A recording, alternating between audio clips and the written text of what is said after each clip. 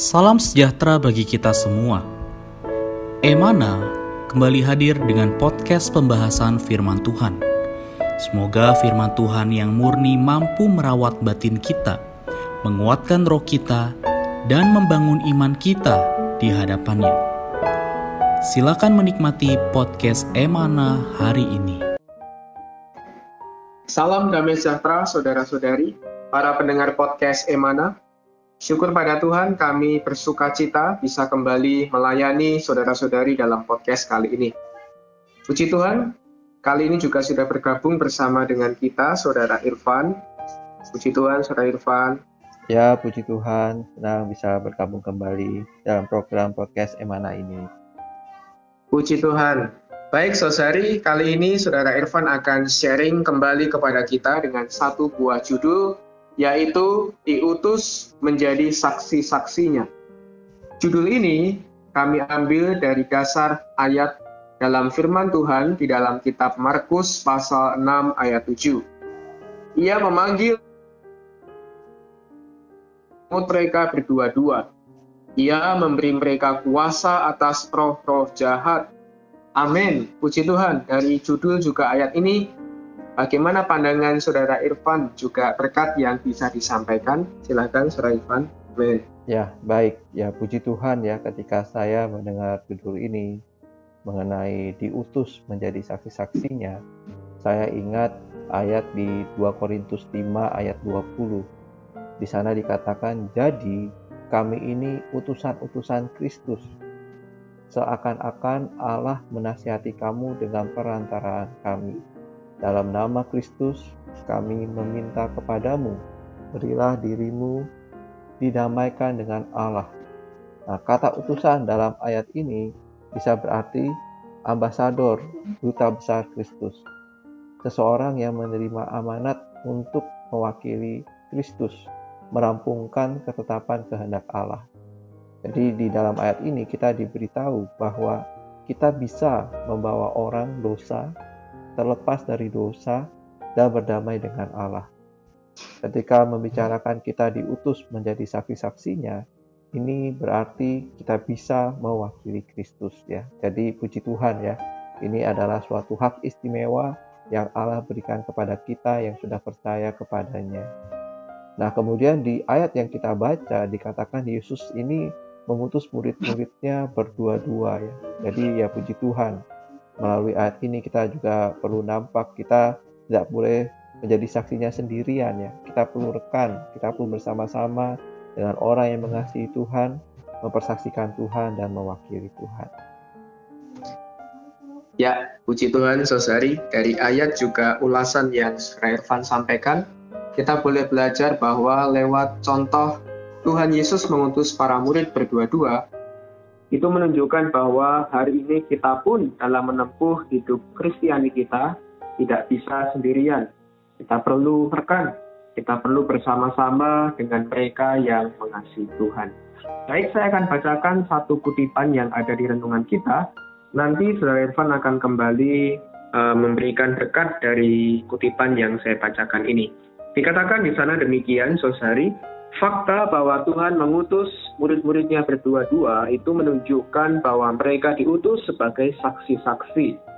Di dalam Kisah Rasul pasal 1 ayat 8, Tuhan berkata, tetapi kamu akan menerima kuasa bila mana Roh Kudus turun ke atas kamu, dan kamu akan menjadi saksi-saksiku di Yerusalem dan di seluruh Yudea dan Samaria dan sampai ke ujung bumi. Terlebih dulu, Kristus adalah saksi. Kemudian kita meneruskan Kristus menjadi saksi-saksi, mempersaksikan dia sebagai Kristus yang al-muhib untuk penyebaran Injilnya, guna menghasilkan tubuhnya. Sebagai saksi-saksinya, kita terlebih dulu mempersaksikan kehidupan insaninya. Kita harus memakai Injil untuk mempersaksikan hidup insani Kristus. Kemudian kita mempersaksikan kematian, kebangkitan, dan kenaikannya.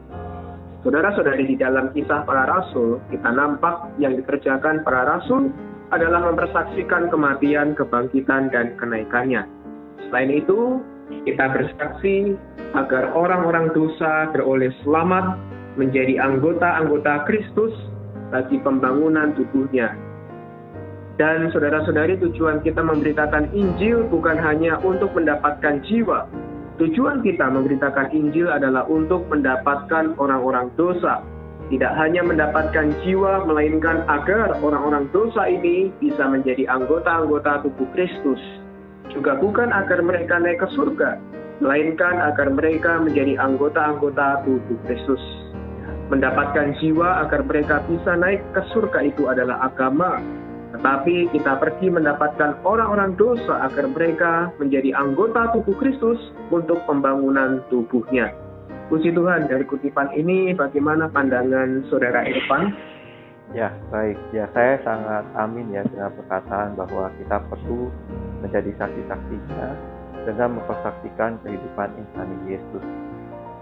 Jadi ketika bicara mengenai ini, saya ingat Paulus di Filipi 1 ayat 20. Ya, di sana dikatakan, sebab yang sangat kurindukan dan kuharapkan ialah bahwa aku dalam segala hal tidak akan beroleh malu, melainkan seperti sedia kala, demikian pun sekarang, Kristus dengan nyata dimuliakan di dalam tubuhku, baik oleh hidupku maupun oleh matiku.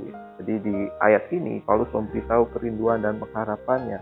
Paulus ingin Kristus dengan nyata dimuliakan di dalam tubuhnya.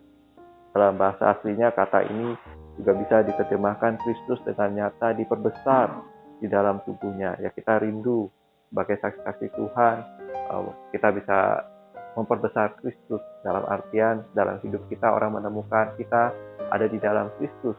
Kok saya misalkan ya, saya ada berbuat salah dengan si A, tapi ternyata si A bisa dengan mudah mengampuni, memaafkan, bahkan mengasihi saya. Jadi si A ini akhirnya memperbesar Kristus melalui perbuatannya, ya, tindakannya yang mengampuni dan penuh dengan kasihnya. Di Filipi 4 ayat 5 Paulus juga beritahu ya, supaya kebaikan hati kita ini diketahui semua orang. Jadi ya, moga kita mau bersama-sama menjadi saksi-saksi Kristus hari ini. Kita menempuh kehidupan yang memperbesar Kristus, ditemukan di dalam Kristus ya.